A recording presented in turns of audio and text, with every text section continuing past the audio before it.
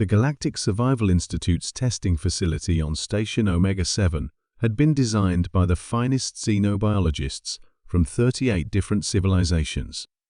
Dr. Thex Kalar, the Institute's Director of Extreme Environment Assessment, watched the final calibrations with grim satisfaction as his team prepared for the most challenging evaluation in galactic history. Confirming final parameters, announced his chief technician, a Sekthari whose compound eyes reflected the ominous glow of the testing chamber's threat indicators. Atmospheric composition: 78% nitrogen, 21% oxygen, 1% trace gases. Gravity: 1.2 standard. Temperature variance: 40 to plus 60 Celsius. Weather patterns: Category 5 storm systems with 200 km/h winds, seismic activity level 8, and active volcanic regions. Dr. Thex Kalar nodded approvingly.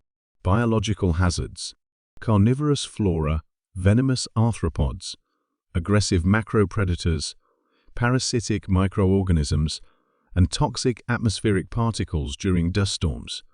The technician continued reading from his datapad, plus electromagnetic anomalies that disable most technological equipment. Excellent. The director's crystalline form shimmered with satisfaction. The Class 15 Deathworld survival test represents the absolute pinnacle of environmental hostility. No sentient being could possibly survive more than a few hours in these conditions. The test chamber itself was a marvel of engineering, a fully contained ecosystem spanning 50 square kilometers, complete with weather control systems, geological modification capabilities, and biological hazard deployment mechanisms. It had taken 12 years to construct and represented the combined knowledge of the galaxy's most dangerous environments. "Sir," called out Dr. Valmora from the observation deck, "the test subjects have arrived." Through the reinforced viewing portal, Dr. Thex Kalar observed the approaching group with academic interest. 3 humans walked toward the testing facility with the casual confidence that had become their species' trademark. They wore simple, standardized survival gear, no advanced environmental suits, no technological enhancements, just basic clothing and minimal equipment. "Let me review their files again," the director muttered, consulting his datapad. Captain Sarah Martinez, former Earth Special Forces. Dr. James Wilson, xenobiologist. And he paused, reading the third name with growing unease. Jessica Chen, Academy student. The same Jessica Chen who broke every physical fitness record at Nexus Prime Academy? Dr. Valmora asked nervously. The very same. Dr. Thex Kalar had hoped that particular incident had been an anomaly. Now he was beginning to suspect it might be representative of typical human capability. The humans entered the facility's briefing room, where Dr. Thex Kalar attempted to maintain professional composure despite his growing apprehension. "Welcome to the Galactic Survival Institute," he began, his harmonic tones carefully modulated for maximum authority. "You are about to undergo the Class 15 Deathworld survival test, the most challenging environmental assessment ever devised. The test is designed to evaluate how long sentient beings can survive in conditions that exceed the hostility parameters of any known inhabited world."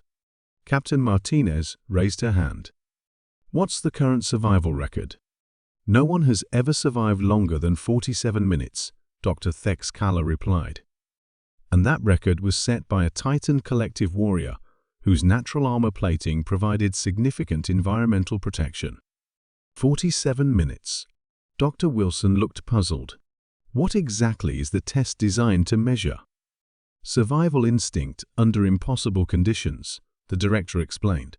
"The test environment exceeds the danger classification of any world where intelligent life has successfully evolved. It represents theoretical maximum environmental hostility."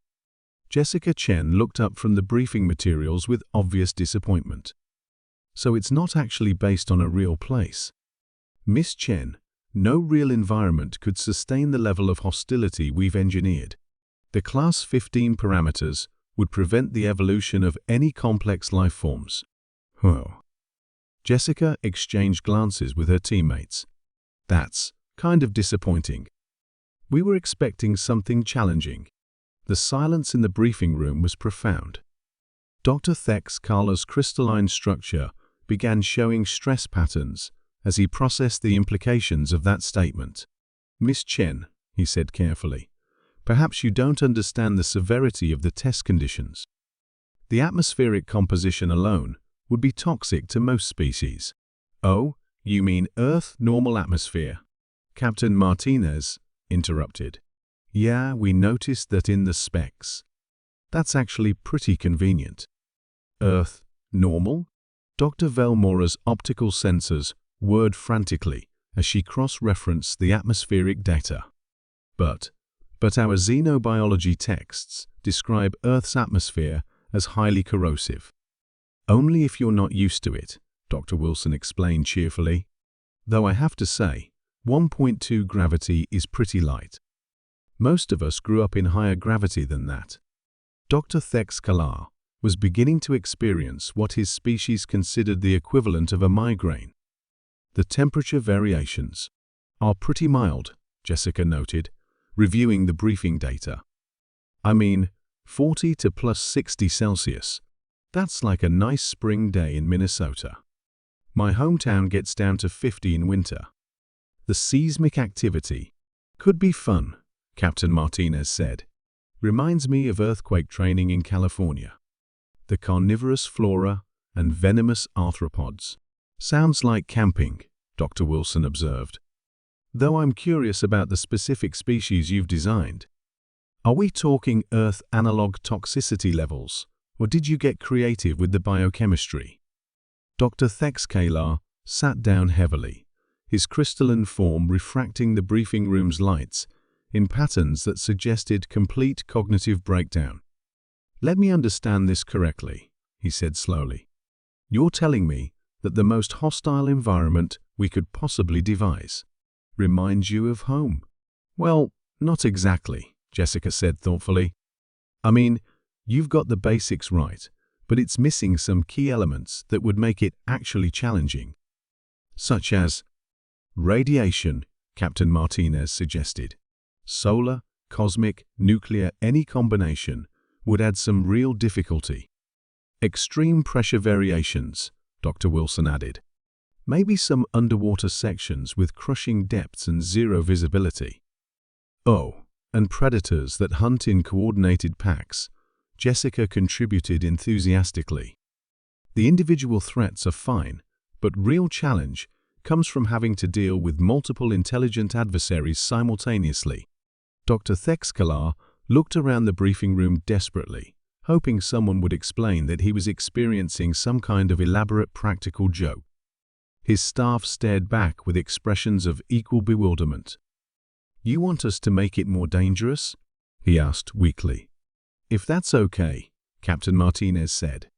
"I mean, we appreciate the effort you've put into this, but if we're going to properly evaluate human survival capabilities, we need something that will actually test our limits." "How much more dangerous?" The three humans conferred briefly among themselves before Jessica spoke up. "Could you maybe double all the threat parameters? Add some airborne toxins, increase the predator intelligence, throw in some environmental hazards that change randomly? Oh, and maybe reduce the available resources by about 80%. You want nightmare mode," Dr. Thek's whispered. "Is that what you call it?" Dr. Wilson seemed delighted. "That sounds perfect." 2 hours later, Dr. Thek's watched in stunned silence as the three humans entered what was now being called the Impossibility Chamber, a testing environment so hostile that his computer models predicted zero survival probability for any known form of life. The humans disappeared into the maelstrom of engineered death with casual waves goodbye. 3 days later, they emerged complaining that it hadn't been challenging enough and asking if there were any other tests available.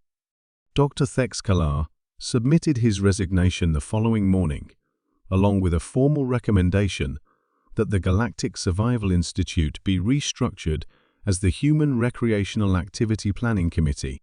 The facility's testing chamber was eventually converted into a human-operated training ground for extreme environment specialists from across the galaxy, though most alien trainees never progressed beyond the original impossible difficulty setting.